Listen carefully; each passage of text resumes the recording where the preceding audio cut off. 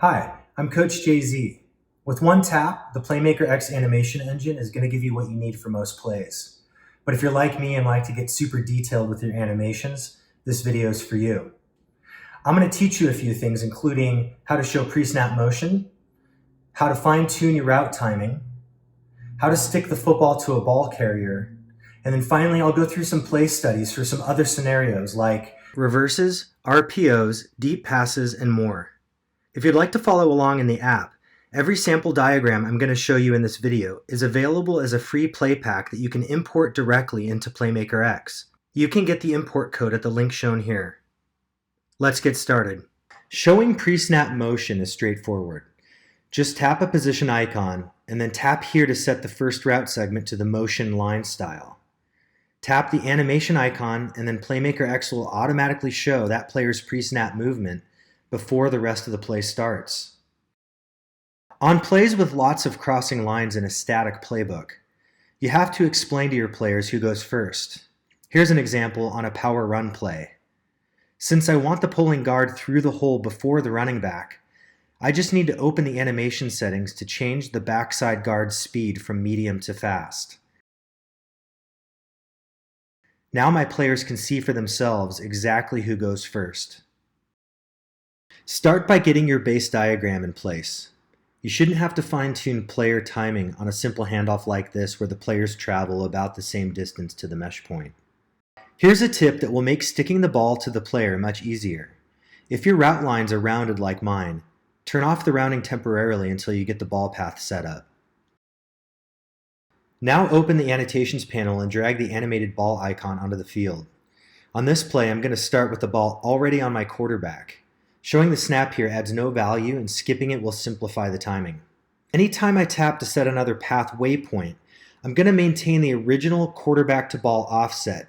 Notice how it's a little bit to the side and down? Well, I'm going to maintain that for every point that I set. Tap to set the mesh point, and then match the rest of the ball path to the new player with the ball.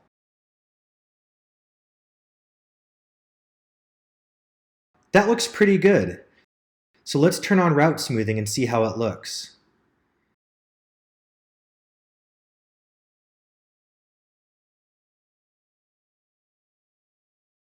Okay, I don't like that. Now the ball starts to float away from the ball carrier. A little football float is okay, but I want to have the ball stick roughly where it was on the ball carrier at the time of the handoff. Route smoothing changes our effective mesh point, and that has a cascading effect on the other waypoints we put down.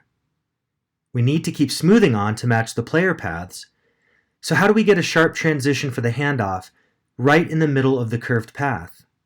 Let's pause for a second so I can show you a hidden feature in Playmaker X that lets you combine route smoothing with sharp junctions. This works best when you turn on Snap to Grid. All you need to do is drop two waypoints at the end of any segment, and that route junction will always remain straight. Just tap to set the first waypoint, and then tap and drag back over that same waypoint. Release, and then finish the route. When I turn route smoothing on, you'll see that while the rest of the route is rounded, my double waypoint trick keeps this junction squared off. Let's go back to our play and turn route smoothing off. I'm going to clear the ball path back to the mesh point. Remember, to get this junction to stay sharp, I just need to tap, drag, and then release to place a new waypoint right on top of the existing one. I'll finish up the ball path to follow the player with the ball. Watch the animation once to check my work. Then turn route smoothing on before a final playthrough. Here are a few play studies that cover other scenarios. Let's start with a reverse. I have my base diagram set up already, so I'm going to watch the animation and make a mental note about both mesh points. Now I'll turn off smoothing and drop a ball on the QB. Just like the previous example, I'm going to have my ball path follow each ball carrier with a consistent offset. This makes sure that the ball doesn't float away on us.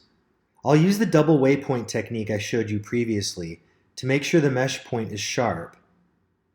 and then repeat that process for the final handoff. Let's watch the animation through once to see if we want to make any adjustments. Turn on route smoothing and watch the animation again. I don't see anything I'd want to fine-tune here, so let's move on.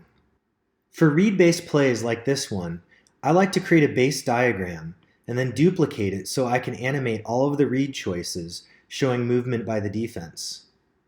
You'll notice that I've color-coded the key defenders to match my offensive players to help my QB visually link the read events to the specific defenders. Here's the run option.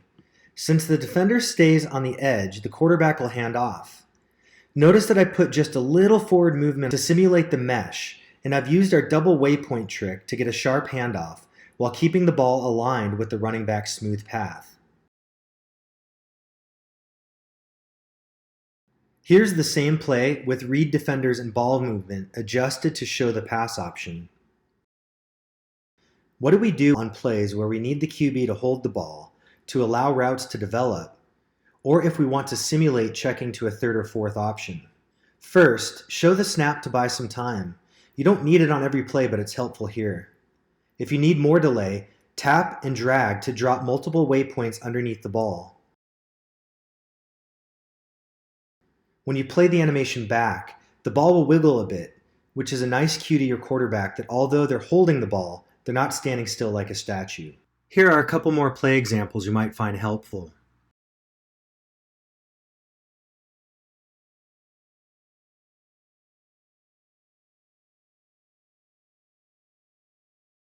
I've created a free play pack with all of the animation examples I showed in this video, so that you can import them into Playmaker X and take a closer look for yourself. You can get the import code at the link shown here. Thanks for watching.